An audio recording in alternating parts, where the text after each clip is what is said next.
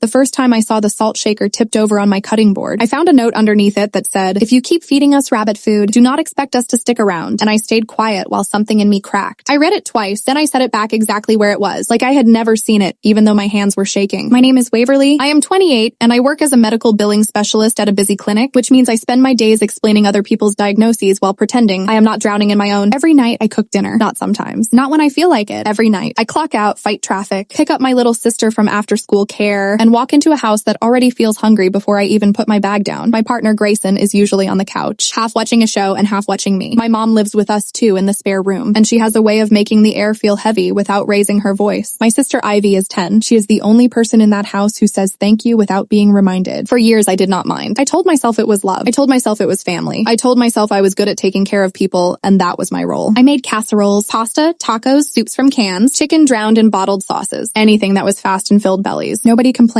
Nobody offered to help. It was just understood that the stove belonged to me. Then I got the call from my doctor. It was a regular follow-up at first. Routine lab work. I was tired lately. But I blamed it on work and the way my mom's presence turned my home into a place I had to perform in. When the nurse told me to come back in, the doctor's face was too careful. She spoke gently, but her words were sharp. My kidneys were struggling. Not failing yet, she said, but heading in a direction we did not want. The kind of direction that does not care if you are young or busy or doing your best. She told me I had to change my diet immediately. Low sodium, no processed food, no deli meat, no canned soups, no jarred sauces, fresh ingredients, simple cooking. She looked me in the eye and said, "This is not a suggestion. This is how you protect yourself." I walked out of that office with a folder of guidelines, a knot in my throat, and a strange feeling that I had been handed a time limit I never knew was ticking. That night I did what I always do. I cooked. I made chicken, seasoned with herbs instead of heavy salt, and roasted vegetables with olive oil and lemon. I made rice from scratch. It smelled clean, bright, like actual food. I plated it, set it down, and waited for the usual silence of people eating what I give them. Grayson took one bite and frowned like I had offended him personally. "Is this it?" he said. I laughed a little because I thought he was joking. "It's healthier," I said. "My doctor told me I have to cut back on sodium." He chewed slowly. Then he reached for the salt shaker and dumped it over his plate like he was putting out a fire. My mom watched him do it, and she did not say a word. She just lifted her own fork, tasted, and sighed. "This is very bland," she said, like she was reviewing a restaurant. "And it is not fair to make everyone eat like they are in a hospital." I swallowed hard. My throat felt tight. "I did not say hospital," I said. "I said I need to make changes." Grayson leaned back in his chair. "I get it, babe," he said, in that tone people use when they want credit for being supportive. "But you can just make your food like this, and then make a normal dinner for the rest of us." I stared at him. "A normal dinner," I repeated. "Yeah," he said, like it was obvious. "You know, like before?" My mom nodded. "We should not have to suffer because of your issue," she said. My sister kept eating. She looked up at me with wide eyes, then looked back down at her plate like she was trying to disappear. Something hot rose in my chest. Not just anger. Something uglier. The kind of hurt that comes when you realize people have been taking from you for so long. They think it is their right. I took a breath. "I am not cooking 2 dinners," I said. Grayson blinked. My mom's mouth tightened. "So what?" Grayson said. "We just have to eat food that tastes like cardboard now?" "It does not taste like cardboard," I said. "It tastes like actual food. And if you do not like it, you can cook." Silence. The kind that buzzes. My mom stood up slowly and started clearing her plate like she was above the conversation. "You are being dramatic," she said. "Nobody is saying you cannot eat your special meals. We are just saying do not force it on us. Force it like feeding people was a crime." That night, I lay in bed listening to the house settle. Grayson's back was turned to me. The room smelled faintly like his cologne and my anxiety. I stared at the ceiling and thought about my doctor's face. I thought about the word protect. I thought about how nobody in that house had asked what I was feeling. They only cared what they were eating. The next few days got worse. On the 3rd night, I made salmon with garlic and a squeeze of lime. My mom pushed her plate away after 2 bites. "I cannot," she said. "It tastes like nothing." Grayson opened the fridge and pulled out a container of takeout I had not seen before. "I grabbed this earlier," he said. "No offense. I just need real food." My stomach dropped. "You bought takeout," I said. He shrugged. "You are making this whole thing hard for everyone," he said. "I am solving the problem." My mom smiled at him like he was clever. "See," she said, compromise. I stared at the takeout container in his hand, the way he held it like a trophy. I wanted to scream. Instead, I nodded once. "Okay," I said softly. That night, after everyone went to bed, I sat at the kitchen table and opened my doctor's folder again. I read the sodium limits. I read the warnings. I read the part that said long-term damage can be silent until it is not. Then I opened our shared grocery list app, the one Grayson insisted on using so we could be organized, and I saw it. Right under the vegetables I had added, someone had typed, "Get normal food. Chips, frozen pizza, ramen, deli meat." The words were not even subtle. They were blunt, like a shove. I did not delete them. I did not write back. I just took a screenshot. The next day, my mom cornered me in the hallway while I was grabbing laundry. "Your mood is affecting the house," she said, low and sharp. "Ivy told me you have been acting cold." I froze. "Ivy did not say that," I said carefully. My mom's eyes flicked away for half a second, and that was all the proof I needed. "Well," she said, "she is only 10. She feels tension." I felt my heart pounding. My mom was using my sister as a shield. Grayson was acting like my health was an inconvenience, and somehow they were trying to make me feel guilty for not breaking myself in half to keep them comfortable. That night, I cooked again. Chicken, vegetables, rice, clean, simple. I put the plates down. Grayson poked at his food like it was punishment. "You are really going to keep doing this," he said. I smiled faintly. Yes, I said. He leaned closer. Then do not be surprised when everyone starts doing their own thing, he said, including me. My mom sipped her water and watched me like she was waiting for me to beg. I did not. I cleaned the kitchen after. I packed Ivy's lunch for the next day. I set out my work clothes. I moved through the house like a ghost, quiet, efficient, and full of something that felt like steel. 2 nights later, I came home early. Work had been slow. The sky was already dark, and the cold air stung my cheeks when I opened the front door. I heard voices in the kitchen. Grayson's voice, low and irritated. My mom's voice, calm and sure. She is acting like she is dying, my mom said. It is ridiculous. It is just food, Grayson said. I am not marrying a diet plan. My feet stopped moving. I stayed in the doorway, unseen. Then my mom said something that made the room tilt. If she cannot handle doing her job in this house, maybe it is time we remind her what she owes us. I held my breath. Grayson made a small sound like agreement. Yeah, he said. Maybe we should. I backed up slowly, silently, and went outside again. I stood on the porch with my keys digging into my palm. My chest felt tight, like I could not pull in enough air. What did I owe them? What exactly did they think they were going to remind me of? I walked to my car and sat inside with the doors locked, staring at the house that I paid for, the house where I cooked every night, the house where my own health had become a joke. My phone buzzed. A notification from our bank app. Shared account activity. I opened it and my mouth went dry. A large charge, not groceries, not a bill. A deposit for something labeled catering, with a date attached. A date I recognized, my birthday. And right then, I understood why they wanted normal food back so badly, and why they had been whispering in my kitchen like I was a problem to solve. Quick real-life pause. When I am editing these late at night, I get tired, and your comments are what keep me going. Hit like, subscribe, and tell me your city, state, or country. Alright, now let me take you back, because the truth is, my birthday was not just a day they forgot, like they usually did. This time they were planning something, and my name was on the receipt. I stared at that charge until my eyes burned, then I took a screenshot, then another, then I opened the grocery list screenshot, then I opened my messages and scrolled back through weeks of small comments that had felt harmless at the time. Little jokes about my cooking, little sighs when I did not buy snacks, little remarks about how I was getting too sensitive. I did not cry, not yet. I drove to the grocery store and sat in the parking lot thinking they wanted to remind me what I owed them. Fine, I would let them. I would just make sure the reminder came with receipts, timestamps, and a door that only opened one way. I sat there with the engine off, watching my breath fog the windshield. The grocery store sign hummed in the distance, and my phone screen glowed in my lap like a tiny interrogation lamp. Catering, my birthday, my name. My first instinct was to march back into the house and demand answers. I could already hear my own voice rising, sharp and tired. I could already see my mom's face, the slow, disappointed stare she used like a weapon. I could already hear Grayson's calm, fake, concerned tone, the one that made me sound irrational no matter what I said. But I did not go back inside. I stared at the receipts on my screen and reminded myself of something my doctor said when I started crying in her office. Stress will not help your body heal. Choose what protects you. So I chose calm. I opened our bank app again and clicked into the transaction. There was an email attached to the vendor. I copied it. Then I opened my notes and started a list. Not an emotional list, not a revenge fantasy. A practical list. Facts, dates, amounts, patterns. Then I did something I had never done before. I called my aunt. My Aunt Colette is my mom's older sister, and she is the only person in my life who can look my mother in the eye without flinching. She lives across town, runs her own small bookkeeping business, and has a voice that makes you sit up straight even if you are alone. She answered on the second ring. Waverly, she said. Are you okay? That question hit me harder than anything else because nobody in my house had asked it. I swallowed. I think something is going on, I said quietly. I found a catering deposit on the joint account. It is for my birthday, and I heard them talking. Grayson and Mom, they said they want to remind me what I owe them. There was a pause, then a slow inhale on her end. Where are you right now? She asked. In my car, I said. Outside the grocery store. Good, she said. Stay there. Do not go back inside until you can breathe without shaking. I stared at the steering wheel. My hands were gripping it like it might drift away. I am not shaking, I lied. Colette made a small sound that told me she did not believe me. Listen to me, she said. You have always tried to earn peace, but you cannot earn peace from people who profit off your exhaustion. Tell me what you saw. So I told her. The note under the salt shaker, the grocery list edits, the way my mom used Ivy's name like bait, the takeout container held like a victory, the whispering in my kitchen. Colette was quiet for a long moment. Your mother is good at framing her needs like emergencies, she said finally, and your partner is good at letting her. That is a bad combination. My throat tightened. So what do I do? I asked. Do you want to know the truth? She said. Yes. Then stop explaining yourself to them, she said. Stop pleading. Start documenting. And please, please tell me you are not the only one paying for everything. A cold line slid down my spine. It is mostly me, I admitted. The mortgage is in my name. The utilities too. Grayson contributes sometimes, but it is inconsistent. And my mom, she says she cannot because she is helping with Ivy, but she does not actually help. She just watches her. Colette exhaled again, controlled and angry. Okay, she said. Then this is what you do. You stay calm. You let them think you are still trying to keep the peace. And you quietly prepare for the moment they show their hand. Show their hand. The phrase made my stomach twist because I suddenly knew this was bigger than dinner. I thought about the way my mom said it. Remind her what she owes us. Like they had a plan. Like they had been building something in the background while I was chopping vegetables and washing dishes. Colette continued, her voice steady. Do not confront them tonight. Go buy the groceries you need. Go home, act normal, and tomorrow come see me. Bring your paperwork, bank statements, any emails about the house, anything you have. I blinked. Tomorrow is a work day, I said. Then take a lunch break, she replied. Tell your boss you have a medical appointment, which is not even a lie. Your health is involved. Your home is involved. This is urgent. Urgent. I looked at the grocery store doors sliding being open and closed. People moving in and out with carts full of ordinary life. My chest felt tight, but my mind was getting sharp. Okay, I said. And Waverly, Colette added softer. Where is Ivy in all this? My breath caught. Inside the house, I said. Probably doing homework. Do not let them turn her into a pawn, Colette said. That little girl needs someone steady. Be steady. I ended the call and sat for another minute, staring forward. I thought about my sister's quiet eyes at the dinner table. I thought about how she never complained, never demanded, never acted like I owed her anything. Then I went into the store and bought exactly what I needed. Fresh vegetables, chicken, fish, plain rice, herbs, lemons, and one extra thing, a small, inexpensive notebook with a plain cover. When I got home, I carried the bags in slowly, as if nothing had changed. I could hear the television from the living room. My mom's laugh, light and false, Grayson's voice responding, warm in a way he had not sounded toward me in days. I set the groceries on the counter. I did not announce myself. I listened. Then my mom called out, too sweet. Oh, you are home, honey. We were just talking about you. My stomach tightened, but I kept my voice even. About me, I said, stepping into the living room. They both looked up like innocent people surprised by sunlight. Grayson smiled. Hey, babe, he said. We were thinking maybe we could do a little something for your birthday this year. You know, make it special. There it was, said casually, like a gift. I forced my face to stay neutral. That is nice, I said. My mom leaned forward, eyes bright. We found a caterer, she said. A real one. Not like your little home cooking. And we thought it would be good for the family. Something normal. Normal. The word landed like a slap, but I nodded. Okay, I said softly. Grayson relaxed, like my agreement erased the tension. And you will not do the weird low-salt thing for that night, right? He said. It is your birthday. You can cheat one day. Cheat. As if my kidneys were a diet trend. I kept my voice calm. We will see, I said. My mom's smile tightened, but she quickly smoothed it. Good, she said. Because we do not want your mood ruining the evening. I stared at her for a heartbeat too long. Then I looked away first, on purpose. Not because I lost. Because I wanted her comfortable. Overconfident people make mistakes. I went into the kitchen and started cooking. Not for them, for me. For Ivy. And yes, technically for everyone, because they refused to cook. But I stopped thinking of it as service. I thought of it as control. My kitchen. My food, my rules. When Ivy walked in, she hovered near the counter. Are you mad? She whispered. I knelt so we were eye level. No, I said gently. I am just tired. Do you want to help me rinse the vegetables? Her shoulders loosened. She nodded and started rinsing carrots with small, careful hands. My mom appeared in the doorway like a shadow. Ivy, she said, go finish your homework. Your sister has it. Ivy froze. She glanced at me confused. I met my mom's eyes and smiled politely. Actually, Ivy is helping me, I said. It is good for her to learn. My mom's mouth tightened. She did not like being contradicted, but she could not argue without looking petty. Fine, she said and walked away. That was the first quiet boundary I set, and it felt like a door clicking shut. Later, when dinner was served, Grayson ate without commenting, but he salted his food aggressively, like a protest. My mom sighed dramatically after each bite. Ivy ate and told me my chicken tasted good. After Ivy went to bed, I cleaned the kitchen and waited until the house was quiet. Then I took the new notebook and sat at the table. I wrote down everything I remembered word for word. The note, the conversation I overheard, the birthday catering deposit, the way my mom used Ivy's name, the way Grayson said he was not marrying a diet plan. Then I opened my laptop and logged into the shared grocery list app. The edits were still there. Normal food. Frozen pizza, ramen, deli meat. I took another screenshot, making sure the timestamp showed. I did not delete anything. I wanted the evidence to stay. When I finally went to bed, Grayson was already there, scrolling on his phone. He did not look up. You okay? He asked without warmth. I slid under the blanket. I am fine, I said. He made a small, satisfied sound as if my calm meant he had won. Good, he said, because I hate fighting. In the dark, I stared at the ceiling and thought, you do not hate fighting. You hate losing. The next day at work, I moved like I was underwater. I smiled at coworkers. I answered calls. I clicked through claims, all while my mind replayed my mom's voice. Remind her what she owes us. At lunch, I drove straight to Colette's office. It was above a dry cleaner, the kind of place with old carpet and a buzzing fluorescent light. Colette opened the door before I even knocked, like she had been watching for me. She hugged me once, quick and firm. Show me, she said. I sat at her desk and opened my laptop. I pulled up the transaction, the screenshots, the notes I wrote. Colette's eyes narrowed as she read. She did not interrupt. She only made small sounds of disgust when she saw the grocery list edits. Then she leaned back in her chair. Okay, she said. Here's the second question. Who is on the joint account with you? Grayson, I said, and me. Colette nodded slowly. And your mother has access, does she? I hesitated. She does not have her name on it, I said. But she knows the card. She has used it for groceries before. Colette's jaw tightened. So she is spending your money through him, she said. A cold wave washed over me. What do you mean, through him? Colette turned her monitor toward me and pulled up a spreadsheet template. Fast and familiar. Look at the pattern, she said. You told me he contributes inconsistently. You told me your mother pressures you. And now there is a catering deposit for your birthday. Labeled with your name, paid out of your account, framed as a gift you should be grateful for. That is not generosity. That is a tactic. It is a way to make you feel like you owe them. My throat burned. So what is the plan, I asked, my voice small. Colette's eyes softened, but her tone stayed firm. We make your life safer, she said, quietly. We separate your finances. We protect your house. We protect Ivy's stability, and we wait. Because if they are planning to remind you what you owe them, they are planning something bigger than dinner. I swallowed hard. Like what? Colette tapped the catering deposit with her finger. This looks like a party, she said. But parties are also witnesses. Parties are also narratives. People gather, stories get told, pressure gets applied, and if your mother is involved, she will use any crowd to corner you into agreeing to something. Agreeing to something. My pulse quickened. Then Colette asked, almost casually, the question that made my blood run cold. Waverly, she said, have you ever signed anything your mother gave you without reading it? My mouth went dry, because suddenly I remembered a stack of papers from months ago. My mom asking me to help her with something, telling me it was just a form for Ivy's school, telling me to sign quickly because she was late, because the office was closing because it was urgent. I had signed. I had not read it. And in that moment, the bland dinners stopped being the problem at all. The air in Colette's office felt thinner after she asked that. My stomach turned, like my body recognized the danger before my mind could name it. I blinked at her monitor, then at the folder on her desk, then down at my own hands. They looked normal, capable. The hands that chopped onions, signed insurance forms, wiped Ivy's face, paid bills, and yet those same hands might have signed away something I did not even understand. Colette slid a pen toward me. Tell me exactly what you remember, she said. Not what you think it was. What you actually remember. I closed my eyes for a second. It was a weekday, I said slowly. Mom came into the kitchen with papers. She said Ivy's school needed updated guardianship stuff because of an emergency contact change. She was rushing. She said the office was closing soon. She put the papers on the counter right where I always sign delivery receipts. She pointed to a line and said, just sign here. She said it was no big deal. Colette's face did not change, but her voice went colder. Did you sign more than one page? I swallowed. I think so, I admitted. Maybe two. I do not know. I did not read it. Colette nodded once, like she had expected that. Okay, she said. Then we do not guess. We find out. Start with this. Do you have any copies? I shook my head. Mom took them, I said. Colette's lips pressed together. She opened a drawer and pulled out a legal pad, writing fast. Then we get copies, she said, quietly. And we stop the bleeding now. She turned her chair toward me. First, you open a new bank account in only your name. Today, your paycheck goes there. Second, you freeze your credit. Third, you change your online passwords. Not tomorrow, today. Fourth, you check your county records for anything filed related to your house, deeds, liens, anything. I can help you look. My throat tightened. Grayson will notice, I said. The paycheck change. Let him, Colette replied. Noticing is not the same as stopping you. And if he confronts you, you say one word. Okay. She leaned forward. Do not argue, she said. Do not explain. Do not cry in front of them. You keep your tone gentle and your face calm. People like your mother feed on reaction. Starve her. My hands were cold. I nodded. And Ivy, I whispered. Colette's gaze softened. We keep Ivy out of the crossfire, she said. But we make sure she is protected. If your mother is planning something, she will use that child's stability as leverage. Do not give her that. I took a deep breath and felt my ribs ache. Then I did what I had never done before. Not with my mother, not with Grayson. I trusted someone. Colette made calls while I sat there, listening to her voice shift into business mode. She spoke to someone at the county clerk's office. She scheduled an appointment with a family law attorney she knew. She wrote down instructions for freezing credit and changing direct deposit. She did not tell me to calm down. She did not tell me to be grateful. She did not tell me that my health was inconveniencing everyone. She just acted like my life mattered. When I left her office, my phone buzzed. A text from Grayson. Dinner tonight. Make it normal. Mom says the caterer wants to meet. Also, we invited people for your birthday. It will be good for you. My heart pounded. People, witnesses, narrative. I typed back with steady fingers. Okay. Then I turned off my phone and went back to work. That evening, I made dinner exactly like I had been making it. Clean, low, salt, fresh. I set the plates down without apology. Grayson salted his food. My mom sighed. I watched their faces and listened, not to their words, but to their confidence. They were getting comfortable. They thought I had folded. After Ivy went to bed, I waited until the house was quiet and then walked into my mom's room. I knocked lightly first. Polite, normal. Come in, she called. She was sitting on her bed with a magazine, glasses perched on her nose like a judge. The room smelled like lavender and control. What is it, honey? She asked, already annoyed. I held my face soft. I wanted to look at the birthday plans, I said. The caterer. Grayson said there was a meeting. I just want to make sure it is all organized. My mom's expression shifted into satisfied warmth. See, she said, this is better. You have been so difficult lately. I nodded once, like I accepted that. Do you have the paperwork? I asked. Contracts, deposit receipts, anything like that. I want to make sure we are not being overcharged. My mom smiled, pleased that I was being practical. She reached into her nightstand drawer, pulled out a folder, and handed it to me like she was giving me homework. Here, she said, but do not stress. Grayson has been handling it. My pulse thudded in my ears. I took the folder with steady hands and did not rush. I flipped through slowly, pretending I was checking catering details. And then I saw it. Not a school form. A legal document with my name printed neatly. A power of attorney. Durable. Broad. The kind that lets someone act on your behalf in financial matters. My mother's signature was there. A notary stamp was there. And my signature was there too, sitting on the line like a betrayal written in my own handwriting. My vision narrowed. My throat went dry. I kept my face calm. This is a lot of paperwork, I said lightly, as if I was only noticing clutter. My mom shrugged. It is just to help in case you get overwhelmed, she said. With your health and your mood, you have not been yourself. Grayson agreed we needed a plan. Grayson agreed. I turned one page, then another, and found the second thing that made my stomach drop. A quitclaim deed draft, not filed yet, not stamped, but prepared. My house, my address, my name, and another name typed beside mine. Grayson. I felt something in me go very still. I closed the folder gently and smiled. Okay, I said. I will review this tomorrow in the daylight. Thank you. My mom watched me carefully. Do not overthink it, she said. This is family. We are protecting you. I nodded again. Okay. I walked out of her room, closed the door, and did not run. I did not slam anything. I went into the bathroom, turned on the faucet, and stared at myself in the mirror while water rushed like a storm. My face looked pale. My eyes looked older than they should. I had been cooking dinners while they were planning to take my house. In the morning, I took Ivy to school like always. I smiled at her teacher. I kissed Ivy's forehead. My hands shook as I buckled her backpack, but my voice stayed steady. Have a good day, I told her. You too, she said, then paused. Are you sick, Waverly? I swallowed. I'm getting better, I said. I just have to be careful. She nodded solemnly, like she understood something important. At work, I went to the bank on my lunch break and opened a new account. I changed my direct deposit. I froze my credit. I changed every password I could think of, including the grocery list app. Then I sent the screenshots and photos of the documents to Colette. Her reply came fast. Do not confront. Bring copies to the attorney. We moved today. That afternoon, I sat in a lawyer's office with dry palms and a pounding heart while a woman named Harper read the documents with a face like stone. This power of attorney is real, Harper said, but it can be revoked immediately. The deed draft is not filed, which is good, but it tells me intent. My voice came out thin. My mom tricked me into signing, I said. Harper nodded. That matters, she said, but what matters more is what you do next. You will revoke the power of attorney. You will notify the bank. You will remove access to any shared funds, and you will decide what you want to do about your living situation. Living situation. I thought of Grayson on my couch, eating food I cooked while calling it bland. I thought of my mom in her room calling theft protection. I thought of Ivy, small and quiet, caught in the middle. I want them out, I said. Harper's eyes held mine. Then we do it cleanly, she said. Quietly, legally, no drama, just paperwork and consequences. My hand stopped shaking for the first time in days. Okay, I said. The day of my birthday party arrived faster than I expected. The house filled with balloons my mom bought with my money. The caterer arrived with trays of salty, glossy food that made my stomach twist just from smelling it. People came in with gifts and smiles. Neighbors and a couple of my mom's church friends, and even Grayson's co-worker who barely knew my name. My mom moved through the crowd like a queen, telling everyone how hard things had been with my health, how she and Grayson had stepped up, how they were making sure I was taken care of. Grayson played the devoted partner, hand on my shoulder, smiling for photos, saying things like, we have to support her, you know. I smiled back and said very little. Colette arrived halfway through, wearing a simple navy dress and carrying a small bag. She kissed my cheek and squeezed my hand once, firm. Harper arrived a few minutes later too, not as my lawyer, officially, just as a guest. She held a gift bag like a prop and blended into the room with practiced ease. My mother did not recognize her. Grayson did not either. They were too busy watching me. After cake, my mom clinked a glass and raised her voice. We have something special, she announced. A surprise for Waverly. Something to take stress off her shoulders. Something to keep her safe. Everyone turned toward me. My stomach tightened, but my face stayed calm. My mom smiled wide. Honey, she said, come here. We just need you to sign something. It is just a formal thing, so Grayson and I can help you better. Then we will all eat. The room felt warmer. The air pressed in. I looked at the papers in her hand, then at her face, then at Grayson's. He gave me a small encouraging nod, like a trainer coaxing a nervous dog. Do it, his eyes said, in front of everyone, so you cannot say no. I let a soft smile appear on my mouth. Okay, I said. My mom's shoulders loosened. Grayson exhaled like he was relieved. I stepped forward, took the pen, and held it above the page without touching it. Then I tilted my head slightly and asked one small question, in the gentlest voice I could manage. Is this the part where you take my house, or the part where you pretend you are saving me? Silence dropped so hard it felt physical. My mom's smile froze. Grayson's eyes widened. What? My mom said sharply. I turned the papers toward the crowd. I spoke slowly, clear enough for every person in the room to understand. This is a power of attorney, I said, signed without my informed consent. And this, I added, lifting the second page, is a deed draft with my address on it. My mother's face went pale. Grayson's hand tightened on my shoulder, but I gently stepped away from him, like removing a stray thread from my sweater. Colette moved to my side, calm as stone. Harper stepped forward too, still holding her gift bag, eyes steady. My mom found her voice again, louder, panicked. She is confused, she snapped to the room. She is sick, she is emotional. We are just trying to help. I nodded as if I agreed. Yes, I said softly, I am sick, which is why I revoked the power of attorney yesterday, notified the bank, and filed the proper paperwork to protect my property. Grayson's mouth opened, but no sound came out at first. You did what? He finally managed. I looked at him with a calm I did not recognize as mine. I said, okay, I replied. And then I protected myself. My mom's hands shook. You cannot do this to me, she hissed. I tilted my head again, still gentle. I am not doing anything to you, I said. I am simply not feeding you anymore. The room was still silent, but now it was a different kind of silence, the kind that watches truth take shape. Harper stepped forward just enough to be seen. Waverly has legal representation, she said evenly. Any attempts to use forged consent or coercion will be addressed appropriately. For now, this gathering should end. My mom's church friends stared at her. Grayson's co-worker looked at him like he had suddenly become someone else. Grayson tried to laugh, a thin sound. Babe, he said, come on, this is private. I looked him dead in the eyes. So is my signature, I said. Then I reached into my pocket and pulled out my phone. I did not wave it like a weapon. I simply held it, screen facing me. I have screenshots of the grocery list edits, I said. The ones where you both demanded normal food while planning this. I have the bank transaction for the catering deposit from my account. And I have a recording of the conversation I overheard, the one where you said you were not marrying a diet plan. Grayson went rigid. My mom's eyes darted around the room, searching for allies. But allies do not stand near people who get caught. I took a breath and looked at Ivy, who had come out of her room quietly and was standing at the end of the hallway, watching with wide eyes. My heart clenched. I set my voice softer. Ivy, I said, come here. She hesitated, then walked to me slowly. I crouched beside her. You are staying with me, I whispered. You do not have to be scared. She nodded once, tears in her eyes, but she did not cry. She just pressed into my side like she had been waiting for permission to choose me. I stood up with my arm around her. Grayson stepped forward, pleading now. Waverly, do not do this, he said. We can talk. I nodded, polite. We already did, I said. You just did not realize I was listening. My mom's voice rose, desperate. You owe me, she shouted. After everything I have done, I looked at her, and for the first time in my life, I felt nothing but but clarity. You raised me to believe love means service, I said quietly. But love does not steal. Love does not trap. Love does not demand salt while signing someone else's life away. Colette opened her bag and pulled out an envelope. She handed it to Grayson without emotion. This is the notice, she said. You have a legally required period to vacate. Do not damage the property. Do not contact Waverly outside of council. Grayson's face drained of color. My mom's mouth opened, then closed, then opened again, but no sound came out. People started moving. The party dissolved, not with shouting, but with the soft shuffle of discomfort. Plates got set down untouched. Chairs scraped. Murmurs drifted out the door. Within minutes, the living room was almost empty. Just me, Ivy, Colette, Harper, my mother, and Grayson. Grayson stood very still like he was waiting for me to soften. My mother's eyes were wet with fury. I picked up the salt shaker from the table, the one that started everything, and set it in the center of the room like an offering. You wanted normal food, I said calmly. You wanted your comfort back. Here it is. Then I turned to Colette. Can you take Ivy to get ice cream? I asked. Ivy's eyes widened, hopeful in the middle of wreckage. Colette nodded. Of course, she said. Ivy squeezed my hand before she left, and that squeeze felt like a promise. When the front door closed, I looked at Grayson. Get your things, I said. Tonight. He stared at me, stunned. You are really ending this over food, he whispered. I smiled, small and sad. No, I said. I am ending this because the moment my body needed protection. You chose my weakness as your opportunity. My mom's voice cracked. You will regret this, she said. I walked to the kitchen drawer, pulled out the notebook I bought, and set it on the counter where she could see it. I have been writing everything down, I said. Every word, every date, every time you tried to make me feel crazy for protecting myself. If you keep pushing, I will not expose you loudly. I will simply hand the truth to the right people. My mom's face twisted. You would ruin your own mother. I tilted my head gentle as ever. You already tried to ruin your daughter, I said. I am just refusing to cooperate. Grayson's eyes dropped. His shoulders slumped like the weight of consequences finally landed. I watched him for a long moment. Then I turned and walked to the front door. I opened it and held it there, steady, silent. Grayson hesitated, then stepped past me without looking at my face. My mom followed, slower, her gaze burning holes into me. At the threshold, she paused and whispered, almost like a curse, you will be alone. I met her eyes and felt my heartbeat slow. No, I said. I will be safe. After they left, I locked the door. Then I locked it again, as if the second click could seal a lifetime. I walked into the kitchen, took the salt shaker, and poured it into the trash. The sound was soft, like sand disappearing. Then I sat at my table, in my quiet house, and I finally let myself breathe. Hours later, Colette brought Ivy back, sleepy and sticky from ice cream, smiling like she had just been given a new beginning. I tucked her into bed and kissed her forehead. She looked up at me. Are we okay now? She whispered. I swallowed against the sting in my throat. Yes, I said. We are okay. The next morning, the sun came in through the blinds like it did not know anything had happened. I made breakfast with fresh eggs and fruit, simple and clean. Ivy ate at the table, humming quietly. My phone buzzed once. A notification from the county records site. A new filing attempt had been made overnight on my property, and it had been rejected because the power of attorney was already revoked and flagged. I stared at the screen, then smiled without humor. They really thought they could still take it. I set my phone down, looked at Ivy, and felt something settle in my chest, warm and final. They wanted to remind me what I owed them, but all they did was teach me what I was worth.